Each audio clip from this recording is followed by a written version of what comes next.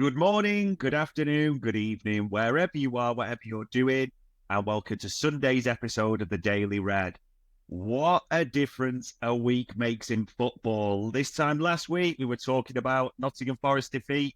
This time, well, we've been basking in the glow of Milan, and now we're about to bask even more in the delight of a victory over Bournemouth. 3-0, a clean sheet, so much to like, so much to talk about, and I'm delighted as ever to be joined by Grizz Khan. Grizz, how are we on this Sunday?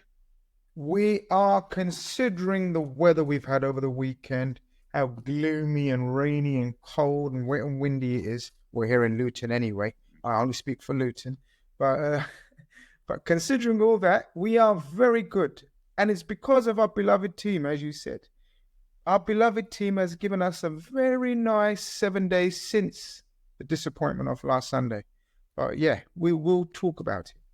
Yeah, no doubt. So we can file that one under a blip because it has been a great week. And mentioning whether the sun was shining deliriously at Anfield, we were absolutely basking in that glow. And Grizz, 3-0, a clean sheet. We'd have taken that before, no doubts at all. What were your thoughts on the performance? Because it was an interesting game. Maybe a scoreline that doesn't always tell the full story as well. Yeah, it doesn't, does it?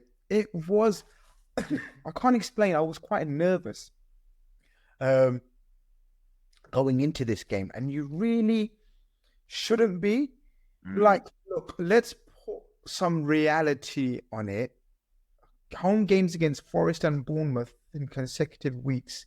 And if you have aspirations of even challenging for the title, no one's saying we're going to win the title, but if you have aspirations for challenging the title, then these are the kind of games that you shouldn't really be nervous and trepidation about.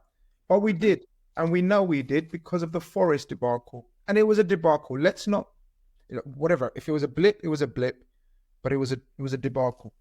But then we followed it up with Milan, and then with the game of today, as we're recording, the Arsenal-Man City game, this kind of gave it a bit of, I don't know what the word is, a bit of oomph behind it. This game suddenly had a bit of oomph behind it, and that made me a little bit nervous because I really wanted 3 points. Yet, I wanted a bit of a performance, Dave, because a lot of people discussed the performance last week. So, sometimes you can get the result, but not the performance. And there's some games that you go into and you think, I don't care about the performance. I just want 3 points. Well, this was a bit different. I don't know about you, but I wanted a bit of a performance as well to show us that we have improved and we are improving and we're in a good way. And so I think we got that. Yeah, I think that's fair to say. I think, as you say, because you thought back to Forest, it was a weird one this week. I was probably more nervous about this one than I was about Milan because we knew Milan would come on to us. We knew we could exploit the space, counter-attack.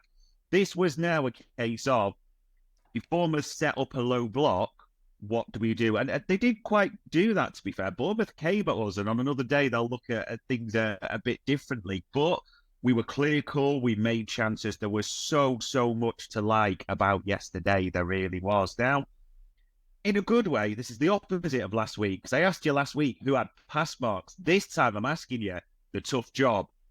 Man of the match for you. Jeez, Dave, that was a question on everyone's lips. I mean, I tweeted yesterday, your team's played really well when there's arguments raging all over the timeline about who's man of the match. Yeah. Which suggests like there's a few candidates. Now, obviously, there was a few performances. I mean, one that hasn't been spoken about, I want to start off with again, is Virgil van Dijk. Yeah. Like, he has continued, Dave, to be immaculate this season. I mean, some of the things he does, we just take it for granted. The way he reads the game, because he saunters around the pitch, doesn't he? And there's an elegance, and there's that aura, that word, that's always used for him. For me, it's back, and it's having an effect on attackers as well, because he's going around the pitch doing things that centre backs of years gone by didn't do, like sort of playing with centre backs, attackers almost, soft headers back to the other player, or passing with his head. He's immaculate, and there's obviously his range of passing. But look, man of the match for me was a tough one because I thought Ibu, his partner, was magnificent. Again, under scrutiny at the end of last season, not having the best ending. A lot of people talking about Kwanzaa, and rightly so. Kwanzaa holding the shirt. So there was a bit of scrutiny from Ibu, scrutiny on Ibu from sections of the fan base. Oh, he's injury prone, and oh, his form's taken a dip. Well, hey, he's just played. Is that 3 games in a week, Dave? That's 3 games in a week, and he's pretty much put magnificent performances in the last 2. Totally back to his best. So for me, it was out of him, Diaz, and Gravenberch, who obviously we are going to touch upon. Yeah, no doubt. So you say, like, if you'd have told me last season Ibrahima Konate was going to play 3 games in a row, I'd have probably opened up a book on which part will his leg fall off or which minute and which game type of thing. But he, like you said, he was absolutely magnificent, header after header. And yesterday, Grizz, there was that bit even near the end where he's still making a diving block late on, and he gives a fist pump to the crowd. Everyone's behind him, and Ibu rings round Anfield. I mean, let's not undersell this. Konate yesterday and this season has been magnificent, hasn't he? No, there's no underplaying it at all. We try to be fair in this game of sort of assessing players and performances. And yes, we have to be fair and say, even though he's one of my favourites, he did have an indifferent season last season. Started off fine, but then lost his place to a younger centre-back who is the future of Liverpool centre-backs. Lost his way in the French national team as well. Upamecano, Saliba getting the nod ahead of him. But for me, Dave, he's world class. And I will never, ever forget the performance he put in the Champions League final for us, even though we lost that today. But the way he looked after Benzema and Vinicius will stay long in the memory. And for me, he's world class, Dave. I don't know about you, and I don't know about the rest of the watchers and listeners, but for me, he's a world class centre-back that just had a dip. And so far this season, as we are speaking, he has been injury-free and has been magnificent and back to his absolute best. And not only, you spoke about his blocks and his tackles and his never say die attitude and his front foot defending. Mm-hmm. But yesterday, I was very happy to see his passing. His pass completion rate was, I believe, 93%. And that included an assist, and a magnificent assist at that. I don't know if you saw Alexis McAllister's comment this morning. Great clearance, Ibu. They know that was a brilliant pass. And even the basic passes and this breaking the lines passes, getting the ball into, punching the ball into McAllister and Gravenberch, I thought it was back to his best. He's one of my favourite centre backs anyway. I love that style of defender. And I had my hand over my mouth and head in my hands when he had that nasty clash back before the end, and I was hoping, Slot, take him off, 3-0 up, bring on Gomez, bring on Kwanzaa. The warrior that he is signalled, I'm absolutely fine and I want to finish this. Fair play. Yeah, absolutely. It's always good fun when Ibrahima Konate brings that specialist pitching wedge out. He does play it over the top, because a lot of the teams will look at him. You've seen it a few times. They'll leave him. It's like, we'll give him the ball, not Van Dijk. But he's looking. It's an element of his game that's definitely, I would say, gone up a level this season. And yeah, availability and ability together are a deadly thing. So let's hope that continues. And I mean, we've got to talk about a few South American Grizz, because they were sensational yesterday. Luis Diaz. The chant rings around the stadium, not once, but a couple of times in quick succession. For a man that got 8 goals in the Premier League last season, he's on 5 already this term, and he's looking absolutely brilliant. I mean, very different goals. Which one was the favourite out of the 2 yesterday for you? Oh, that's a great question. Out of the 2 goals yesterday, I guess it's the second one for the move and everything else, and the finish with his left foot, which we're not accustomed to. He's showing a different bow to his arrow to his bow. Which way around is it? Which way? I don't know which way around it is. It's way too early on a Sunday morning for me. But he's showing more and more. What do we ask for from Diaz? We know he's got the talent. We know he has the skill, the individual flair. We know he can be a man. We know all of that. But what we asked for was consistency in output, increase in output. And as you say, that's now 5 goals in 5 games, 3 away from last season's total already. Again, fingers crossed. Hopefully he stays injury-free. And we have got one of the best informed wingers in Europe, Dave. And I dare anyone to suggest anyone else. I wouldn't take anyone right now over Luis Diaz for that left wing position. We can have our favourites, we can nominate others, but tell me another winger in Europe who's in better form than Luis Diaz right now, for club and country, may I add. It's not just a Liverpool thing, he's been fantastic for his national team as well. So Luis Diaz is doing what we asked for, which was, Luis, we know you have absolute brilliant individual ability. Let's turn that into output now, Luis, and we'll sing and chant your name. And that's exactly what is happening. We always wanted Sadio Mane levels, and I always preached, sometimes we're asked for too much, because Sadio Mane was a freak. And Sadio Mane was an icon of the game in terms of we're not going to get many wingers and attackers like that throughout our history. He's once in a decade type of player. But Luis Diaz has slowly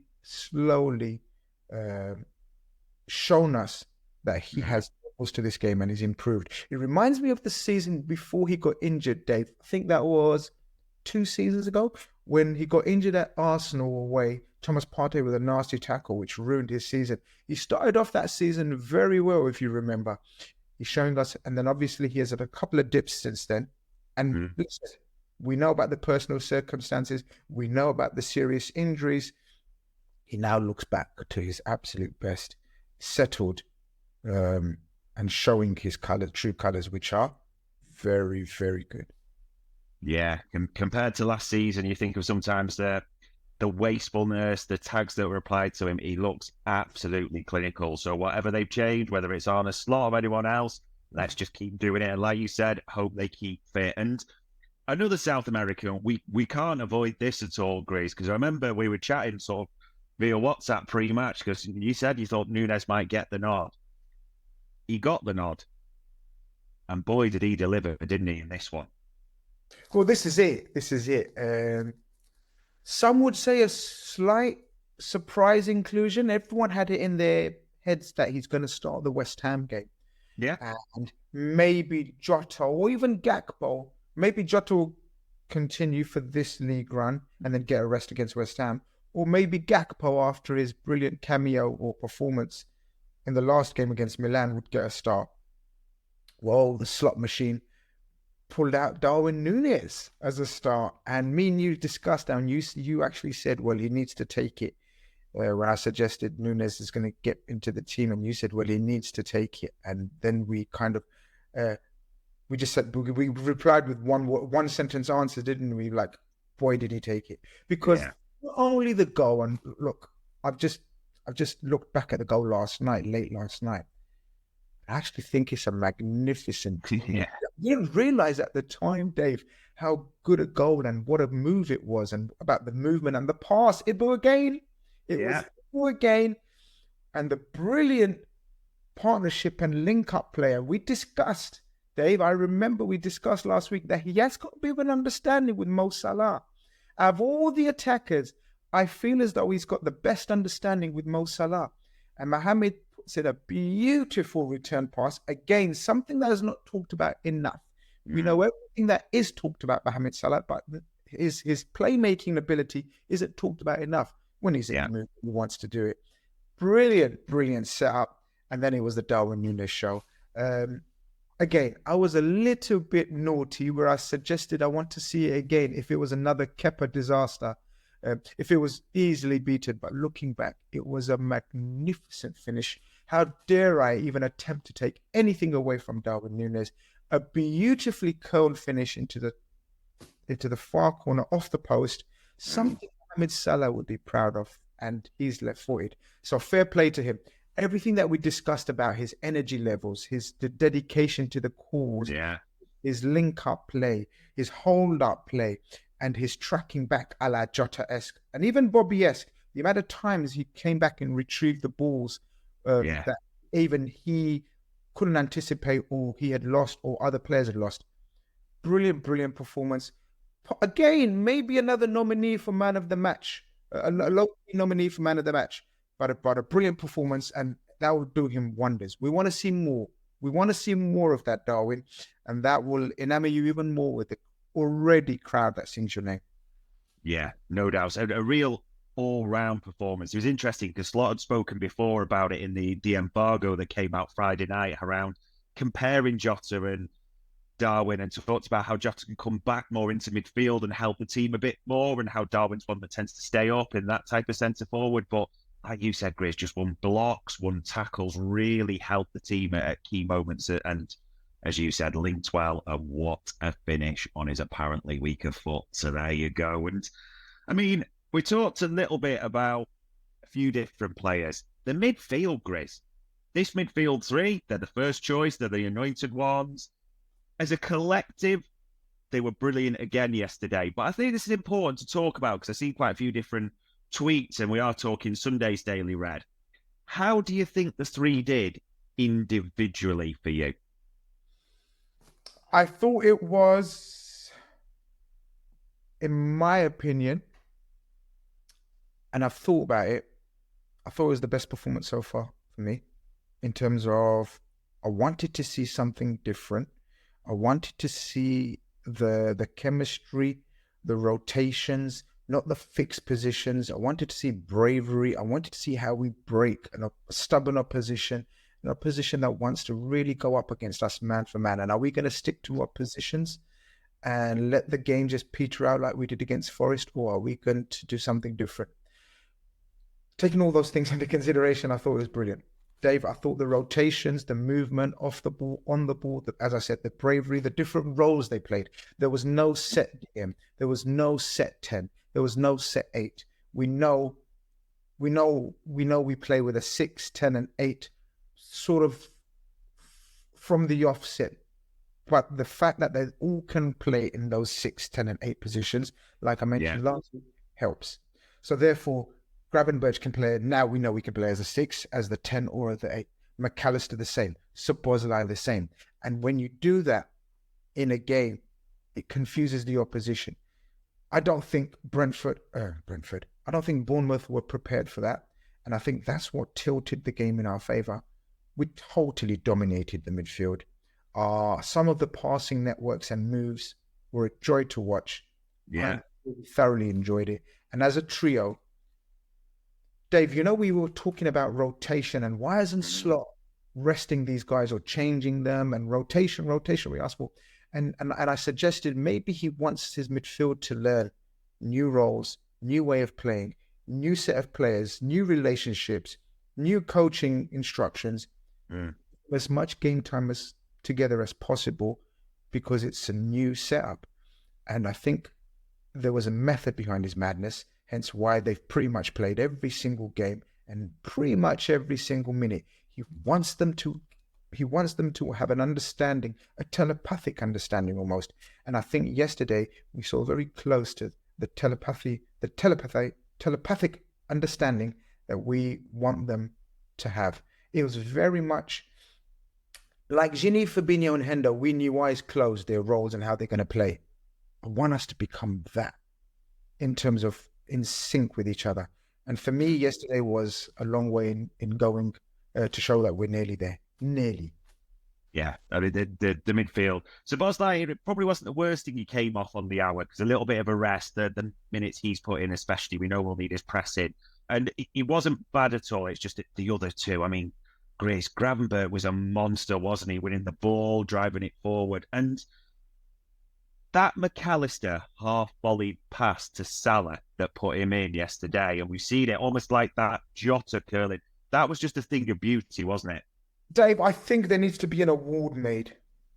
I'm going to email all the relevant authorities, right, to try to bring out an award, because not all magnificent passes or pieces of skill result in a goal. Yeah. Unfortunately, because then you can have assist of the season, right? True. So Mohamed couldn't put that away. Keeper made a fairly good save. and so it didn't get assist of the season, or it wouldn't have got assist of the season. But Dave, I nominate moment or skill of the season or month or something. That deserves something, Dave. It deserved a gasp from me. A deserved gasp from me. I stood up and I just clapped like a madman on my own. Nothing had happened. We had, but I saw that pass. Dave, that was a moment of beauty. That was something we see on sort of YouTube reels of Ronaldinho or Zidane or Neymar doing, and we think to ourselves, wow. Yeah. The talent and the ability and the confidence that is needed to do something like that on the half volley, drilled right into the path, the perfect pace. And it was eye of the needle stuff, David. It wasn't into a sort of loads of space for Salah to run into, because we know Salah's still quick. It was pinpoint. It was accurate. It was skill of the highest order. And a man, again, like you spoke about in terms of growing in confidence, in terms of Gravenberch, and he's got all the plaudits and all the flowers, and rightly so. Yeah. Maka is slowly showing his true form as well. It was a thing of beauty. We need to make an award. Maybe our listeners and subscribers can comment in the comments and suggest a trophy or a name for it, because I think we do need to have a trophy for that. Yeah, get it hanged in the Louvre, as they say. And I mean, maybe that's a good one. A hanged in the Louvre moment. Not the worst, is it? Eh? Not the worst, mate. You're quite good. We'll put suggestions out for that as well. I mean, McAllister, like you say, you think 4 tackles, 8 duels, the passing accuracy, and he just, as good as the others are, never going to belittle the others. He just has that magic, like that Jota curled one that he couldn't take at Forest as well, just different. I mean, so many good things from yesterday. And this one, Grizz, is fascinating me. I'm already ticking because we are getting greedy and we're ticking over to the next game and thinking West Ham and the Carabao. And maybe we're thinking more who's going to be rested, who's going to be in the lineup. We look at the subs bench, don't we, yesterday, and think you might start, you might. We're umming and ahhing. Who are you fancying in that lineup for West Ham? This is such an intriguing one to look forward to. Suddenly, a first round or whatever first round that we've entered of the League Cup on a Wednesday night against West Ham has become intriguing. And I tell you why, from my point of view. I want to know the mentality of Slot now. I want to know where it ranks. And we know we're going to be bottom of the ranking. But what I mean by that is how far down. Yeah. In terms of, will he rotate 7 or 8, a la Klopp would in this scenario? Or will he continue to do what he's been doing and just make sure he picks the strongest lineup he can possibly bring, and with barring 1 or 2 changes? I'm of the opinion we'll see at least 4 to 5 changes, at least. But we don't know, Dave, because it's his first cup. When I say cup game, we know the Champions League is a major trophy. But this is a first game of the domestic trophy era of Slot. We don't know. We simply don't. We simply don't know his mindset. He didn't mention anything in the press conference, unless I missed it, in terms of what he's intending to do. We may get an idea in the pre-match press conference, and no doubt we'll speak about that next week. But I'm intrigued. I'm intrigued what he does with the midfield, like we've just suggested, that he's played every game. He's played the same midfield every game. We also know the injury to Harvey Elliott means that's a dagger, because Harvey Elliott would have definitely got game time. But then others like Curtis Jones, Joe Gomez, we could name a whole team like we had before, Connor Bradley. Are all these guys going to come back in and few of the big dogs be rested? I'm intrigued. I think I'm of the opinion, I am of the opinion that there's going to be minimum of 4 to 5 changes, minimum. But let's see. Yeah. It's similar to you. I wouldn't hang my hat on anything. We've got no sample or nothing to reference this. Yeah, this is it. I'm kind of of the opinion that I would love to see a raft of changes. And I've seen people say, we'll just put a weakened team out. Like, let's just be clear. You could still have a back 5 of Kelleher, Tsimikas, Bradley, Quansah and Gomez, which is a strong back 5, as many teams in the Premier League would take. There's no doubts about that. you still got, like you said, Chiesa to come in, Curtis Jones. I mean, the striker one's fascinating now, Grizz, because I think I'll be honest, I suspect Jota was going to start yesterday and Nunez will get the nod against West Ham. Now I really don't know. And the fact even that Diogo Jota did not come on against... So this is it. Yesterday. That's thrown me off, Dave. Because now I'm thinking, will Diogo Jota start at this one? Has Nunez got his place for the Premier League lineup on the following week, which is Wolves away? Yeah.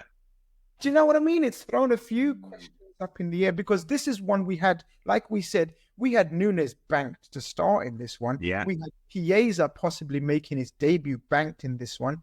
And we had Gakpo banked to start this one.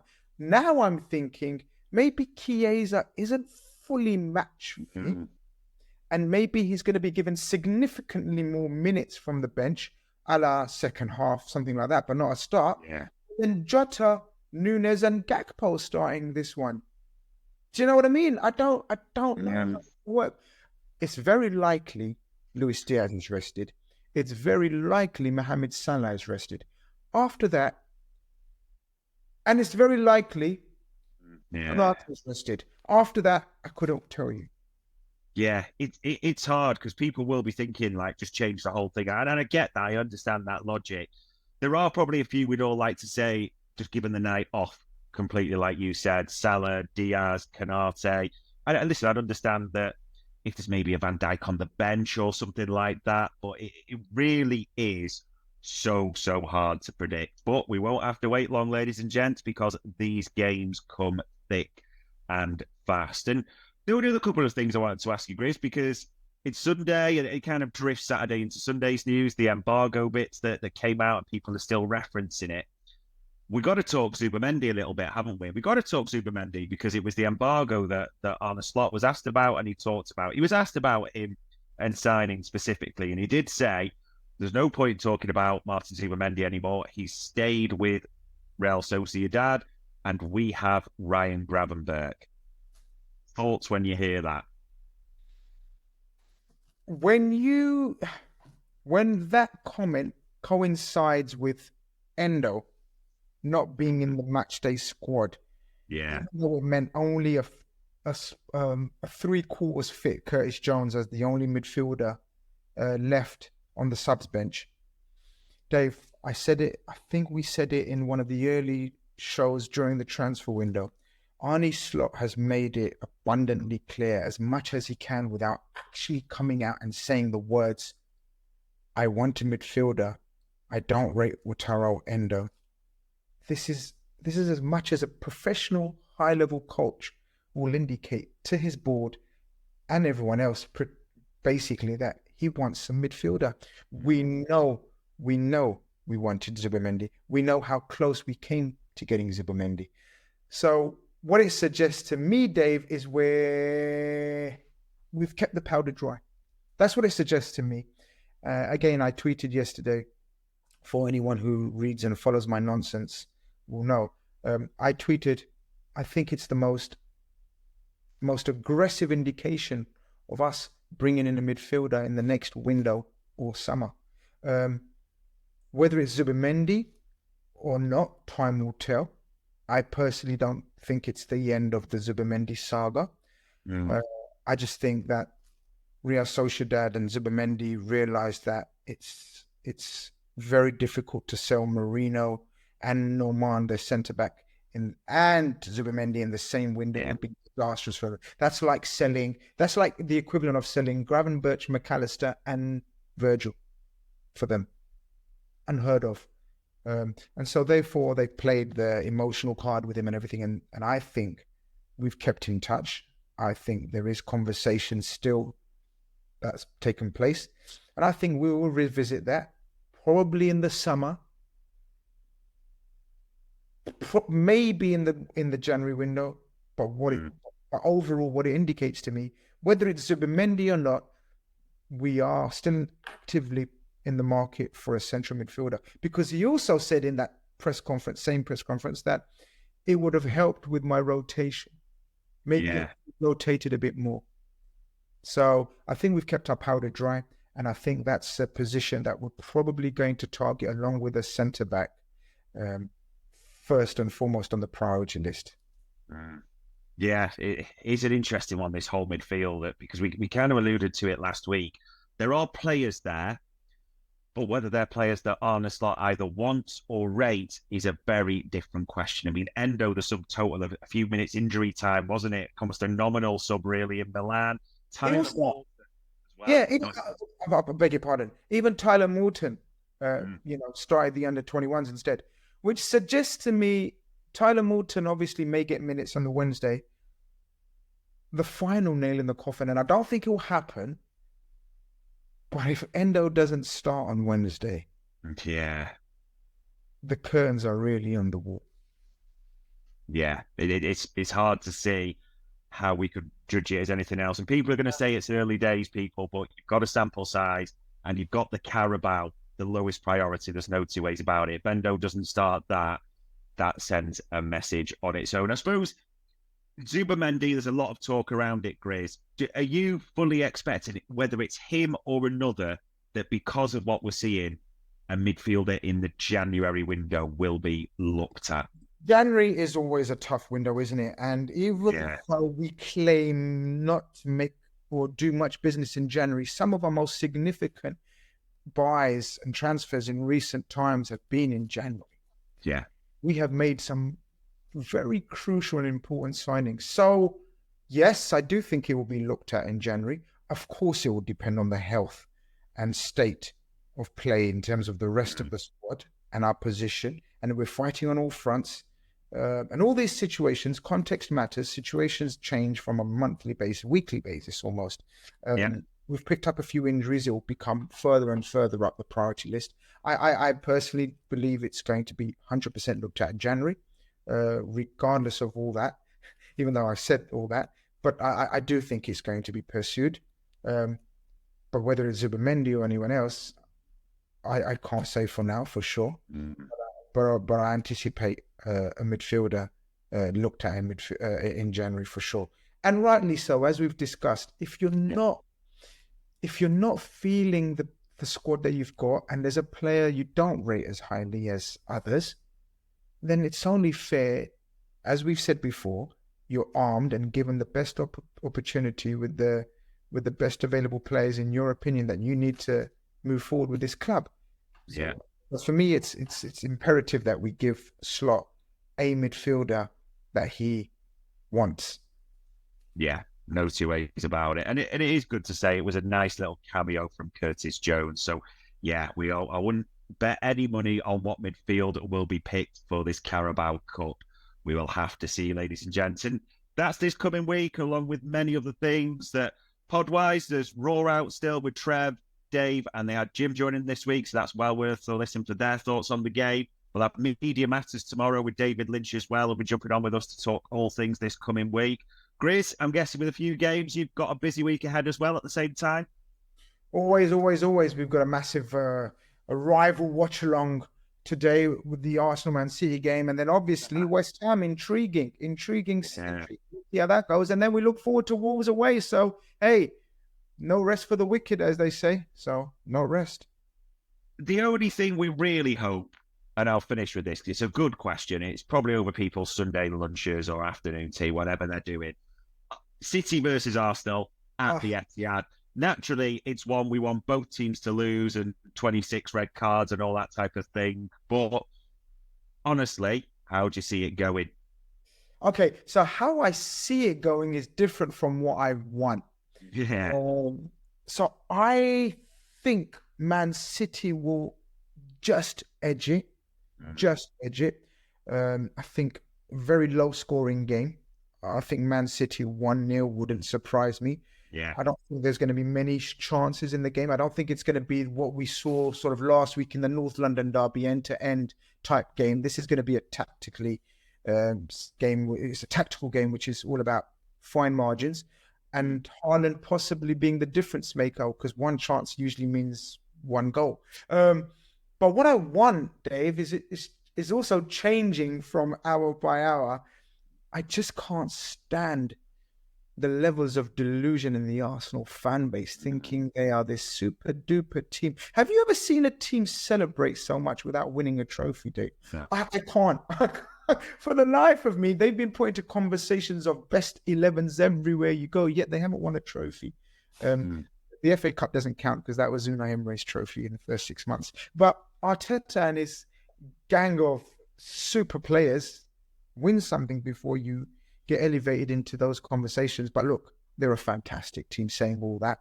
And we know Man City are a fantastic team. A couple of very important absentees in and Odegaard, which levels slightly.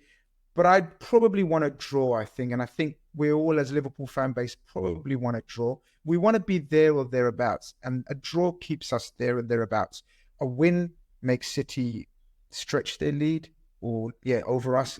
And Arsenal, vice versa, as well, go ahead of us if they win.